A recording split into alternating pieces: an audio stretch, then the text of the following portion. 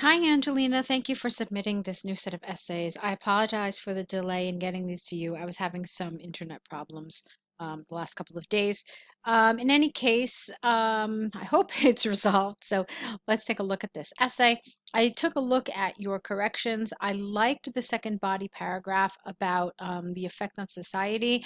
I still think there should have been a little more work about families because it, um, you use the word families, but it could have been individual. So I'm thinking about families as like a unit. So what does it mean when we don't cook together or we don't eat traditional foods together? It's it it it it kind of affects the ties that bind us. So you could say, for example, that the process of shopping for ingredients or cooking the foods together as a family, it's an opportunity for bonding.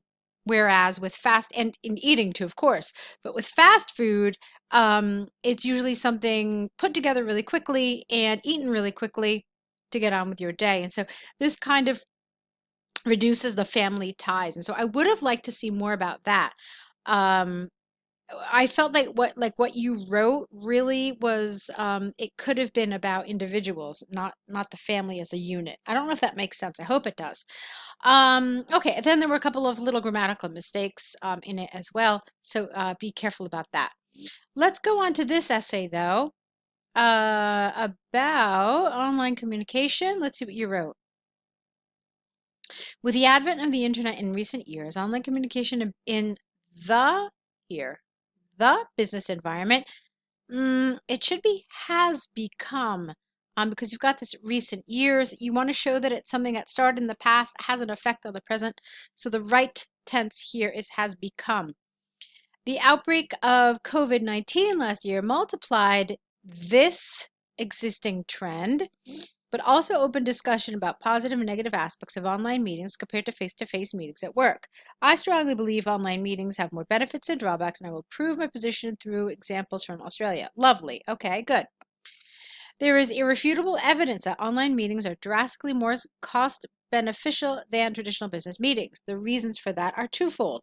Firstly, in the fast paced business environment where almost everyone is time poor, work teams should be able to discuss important issues in the most efficient way. Recent Australian government studies have shown that having regular online meetings saved workers on average 3.5 working hours per week. Therefore, if employers replaced the majority of live meetings with online communication, that would improve workers' productivity.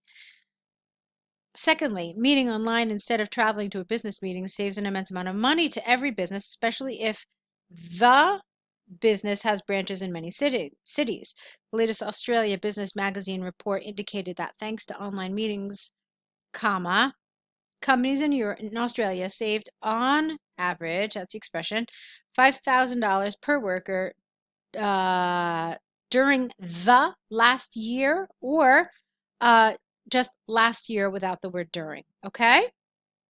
Okay. Although online meetings have numerous advantages, I like over face-to-face meetings. It must not be forgotten that in some cases human contact is irreplaceable. When meet online, what? How about this? When employees meet online, people do not get all parts of information, facial expressions, body language, and even can't feel the team spirit. Okay, you've got a couple problems here. First of all, we don't use contractions, so it's not can't, it's cannot. But even still, the grammar is a little off here, so let's fix that sentence. Even when employees meet online, people do not get uh, uh, all parts of communication information. I don't know, there's something about this that's a little weird.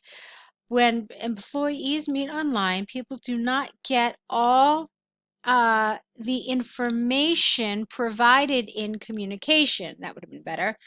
Facial expressions, body language, and even team spirit cannot be conveyed online. Okay, that would have been better. This issue has grown in importance since many countries went under prolonged lockdown since the COVID pandemic has started, and many companies were forced to communicate exclusively online. Lack of full communication between workers can lead to misunderstandings and consequently bad business decisions. Additionally, due to reduced human contact, many workers have been struggling with anxiety, burnout syndrome, or in some cases, symptoms of depression, revealed uh, in or revealed by the latest study by who? Okay, we'll talk about this paragraph in a minute. To conclude, from the aforementioned arguments, I firmly believe that although using online tools for business communication can have some negative implications, there are still numerous benefits for team members as well as companies to be gained. In the future, if more research is undertaken, there is a good reason to believe negative consequences will fall away. Okay, I like your conclusion. Excuse me. Now, let's talk about this essay a little bit. Um, let's see. So, um, okay. So I'm glad that you decided to talk about both advantages and disadvantages. I'm very glad that you had a very strong thesis statement where you said you strongly believe online meetings are better. All of that was good. There's one thing that I really want to change here, though, and that's the order of your paragraphs. So take a look at this sentence here.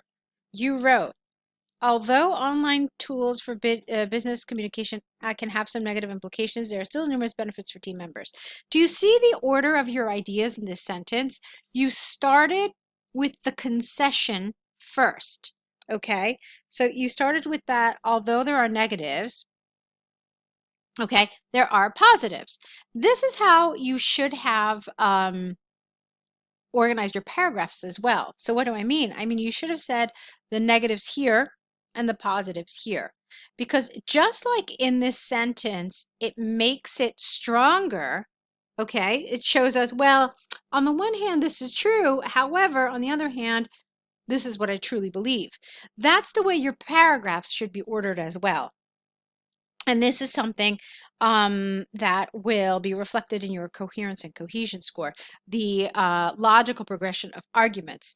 You see, it makes more sense to talk about the side that you don't really support first, and then to talk about the side that you do support, because then the side that you support has more weight.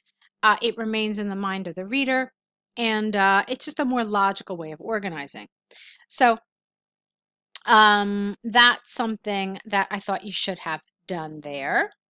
Apart from that, the only other thing that I would have suggested changing is just being a little more careful with your grammar. You could see that I corrected consistently throughout.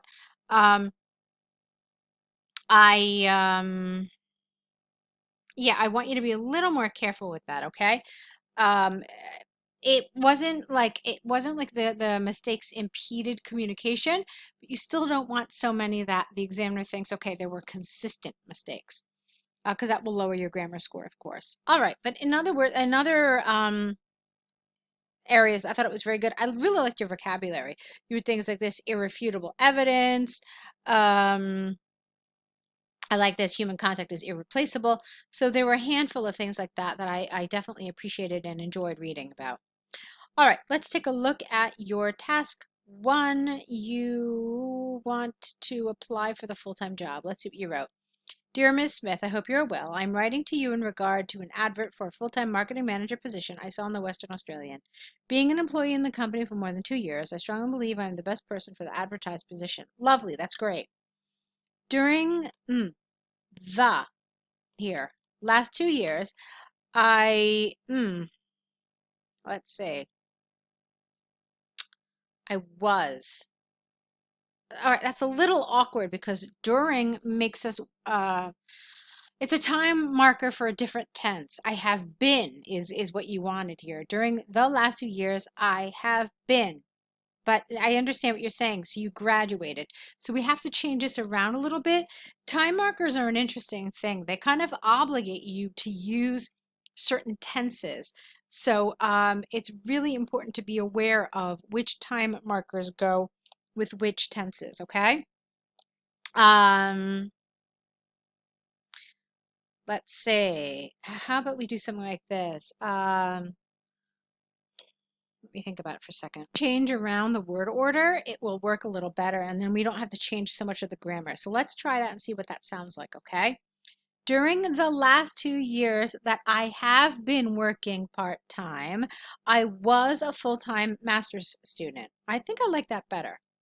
It makes more sense with the during the last 2 years. After obtaining my master's degree, I finally got my full-time working rights. Working as a marketing executive, I have gained experience and skills needed to run a marketing team successfully. Additionally, I know every team. All right, here I would have liked I know every team member well, because we never separate our verb, which is know, from our object, which is every team member. So I know every team member well, which gives me an advantage compared to a new employee who has not been part of the team before. With more than 6 years in the industry, I am ready to combine my degree with practical knowledge acquired through my current job position. My main goal is to excel in this dream job and leverage all aspects of our marketing in the future. Full stop. My extensive knowledge of marketing strategy, Google and Facebook advertising, content marketing, and sophisticated project management software would be of great benefit for the company in two ways.